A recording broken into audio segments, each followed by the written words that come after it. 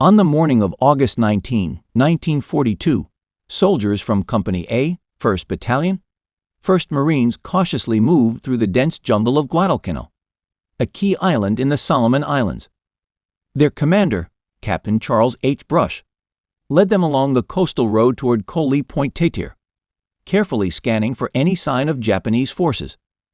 Father Arthur Duhamel, a Catholic priest from Massachusetts residing on the island, had earlier warned of a significant enemy presence nearby.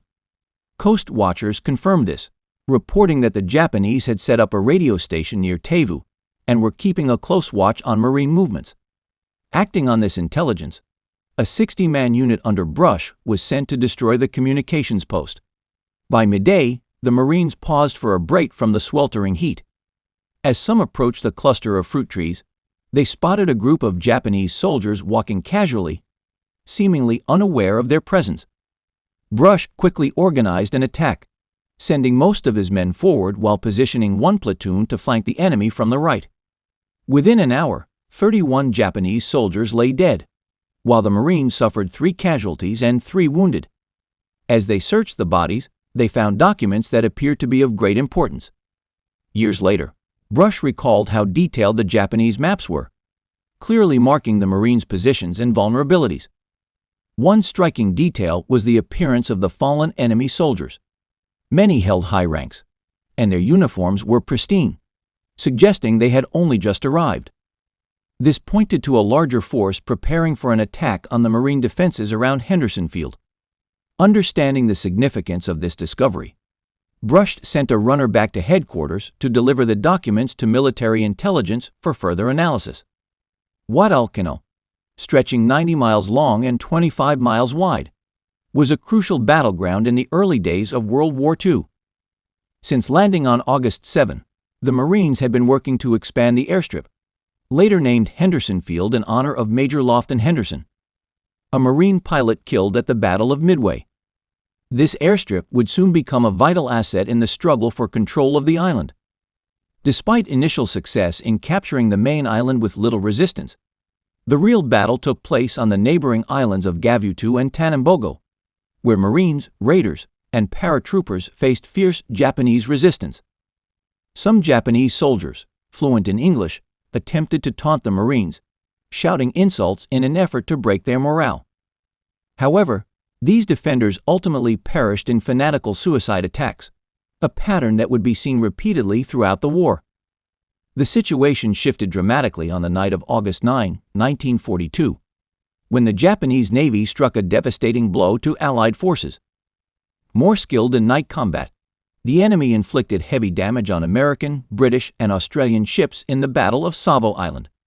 In response to these losses, Admiral Richmond Kelly Turner informed Major General Alexander Vandegrift, commander of the 1st Marine Division, that naval forces would be withdrawing, leaving the Marines stranded. This abrupt departure meant that only half of the necessary supplies had been offloaded, putting the troops in a precarious position. With no naval gunfire support, the Marines were exposed to attacks from land, air, and sea, while the Japanese freely transported reinforcements through the slot, a strategic waterway connecting Bougainville and Guadalcanal. On August 15, a few supply ships managed to evade the enemy blockade and deliver crucial supplies, including food, ammunition, and aviation fuel.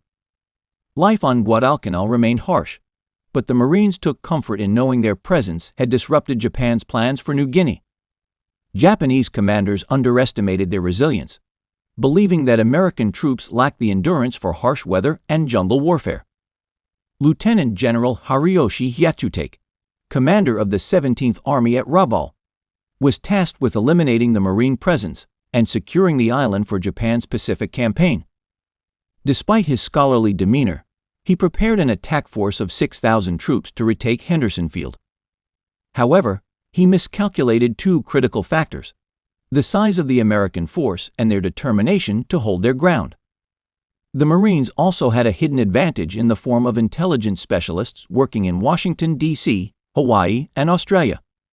These codebreakers intercepted and decoded Japanese communications, providing valuable insights into enemy movements. Before the Japanese could land reinforcements, U.S. intelligence delivered a warning to Vandegrift about the impending attack. When Brush's runner reached headquarters, the documents were handed over to Captain Sherwood Moran, a division intelligence officer who had lived in Japan before the war and was fluent in the language. In his dark, humid intelligence post, Moran examined the papers and confirmed that the enemy troops had recently arrived from Truk. Despite this information, Vandegrift faced a difficult decision. The documents did not reveal the exact size or strategy of the Japanese force. He had to choose whether to take the offensive or prepare for a defensive stand. Ultimately, he decided to hold a perimeter rather than stretch his forces too thin by launching an attack. Given the limited ammunition and fuel supplies, a large-scale assault was not a viable option. The Marines braced themselves for what was to come, knowing that they were up against a determined and resourceful enemy. Colonel Clifton B. Cates, a veteran of World War I trench warfare, received orders to extend his defensive lines. He turned to Lieutenant Colonel Edwin A. Pollock, commander of the 2nd Battalion, 1st Marines, to prepare for the anticipated attack. Pollock, an experienced Marine from the Banana Wars in Central America, was known for his no-nonsense leadership. His battalion stretched across 2,700 yards, with 1,000 yards along the Lunga coast and the rest covering the western bank of the Tenaru River. The Marines' initial invasion maps were inaccurate, leading to several misidentified rivers. Pollock's men were actually positioned on the Ilu River, locally known as Alligator Creek. The Marines mistakenly believed it was the Tenaru River, which was farther east. Alligator Creek was more of a tidal lagoon, separated from Sealark Channel by a sandbar, measuring between 25 to 50 feet in width and about 100 feet in length, rising 10 feet above the water. This exposed stretch was vulnerable to attack, so Pollock stationed several platoons from Battery B, 1st Special Weapons Battalion, reinforced by 2 rifle platoons from Company H. They fortified their position with 30 and 50 caliber machine guns, 37 mm anti-tank guns, and sandbag barriers. Without proper gloves, the riflemen still managed to string barbed wire to slow any enemy advance. After the battle, this location would earn the grim nickname Hell's Point. Additional defenses were in place as well. A platoon from Captain Martin Rockwell's Company E and Captain John Howland's Company F dug into the center of the perimeter, while the rest of Company E and Company H, under Captain James Ferguson, covered the river approaches. Captain James Sherwood's Company G, minus its 1st platoon, was held in reserve. Behind the riflemen, mortar teams stood ready to provide crucial fire support. While the Marines were fortifying their positions, the Japanese were preparing their assault. General Hyakutake selected the 28th Infantry Regiment, 7th Division, led by Colonel Kiyona Ichiki, to spearhead the effort to reclaim Guadalcanal. This unit had originally been assigned to the planned invasion of Midway before Japan's crushing naval defeat in June 1942. Afterward, they were redirected to Japan for reorganization and rest. With developments rapidly unfolding on Guadalcanal, their orders changed again, and they were sent to Truk. On August 18, about 800 men from Ichiki's reinforced battalion arrived undetected near Taivu, disembarking from a fleet of destroyers. However, their luck ran out the next day when a reconnaissance patrol they sent ahead was ambushed by Marine forces under Lieutenant Brush. This skirmish alerted the Marines to the Japanese presence on the island.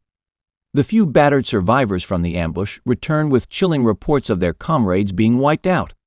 Wasting no time, Ichiki dispatched a company to assist them. But by the time they arrived, it was too late. Leaving behind a burial detail, he pressed forward toward the Marine perimeter. Just before dawn on August 20, his battalion reached Rengo, a small settlement where they paused to rest. That afternoon, Ichiki gathered his officers to finalize their attack plans. Under the cover of darkness, his men would advance westward, aiming to reclaim territory between Alligator Creek and Lunga Point. Once secured, the force would split, one group targeting Henderson Field and the other attacking a Marine strongpoint at Lunga.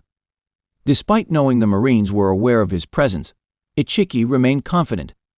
His soldiers, hardened by combat in Manchuria and China, were highly disciplined and experts in night fighting. Like many Japanese officers at the time, Ichiki believed American troops lacked fighting ability and expected an easy victory. He ordered his men to approach the Marine positions in complete silence, believing resistance would be minimal. His faith in his troops was unshaken. He expected them to crush the enemy with a swift and overwhelming attack. As Ichiki prepared his men for battle, the Marines received an unexpected morale boost. 19 Grumman F-4 Wildcat fighter planes from VMF 223 arrived at Henderson Field, accompanied by a dozen Douglas SBD Dauntless dive bombers. Though the weary Marines did not yet realize it, these reinforcements would soon play a role in the fierce battle ahead. Just before